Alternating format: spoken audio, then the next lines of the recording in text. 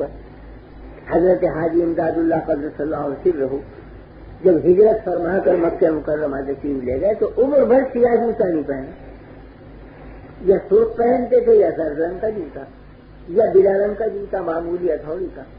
لوگوں نے عرض کیا کہ حضرت سیاہ جوتا ممنوع شرعاً فرما نہیں تو کیا آپ کیوں نہیں پہنتے؟ فرمایا کہ بیت اللہ کا غلاف سیاہ رنگ کا ہے. مجھے حیا آتی ہے کہ پیروں میں اس رنگ کو ڈالوں جو اللہ کے بیت کے غلاف کا رنگ. اس ادب کی وجہ سے سیاہ رنگ کا جوتا پہننا چھوڑ دیا. پگڑی تو باندھتے تھے سر کے اوپر سیاہ کہ یہ تو ادب کا مقام ہے، لیکن سیاہ جوتا نہیں پہنتے. اب اگر آپ یوں کہیں کہ صاحب کسی روایت میں کسی حدیث میں وہ ماننا چاہیے، حدیث میں تو کہیں بھی وہ ماننا چاہیے.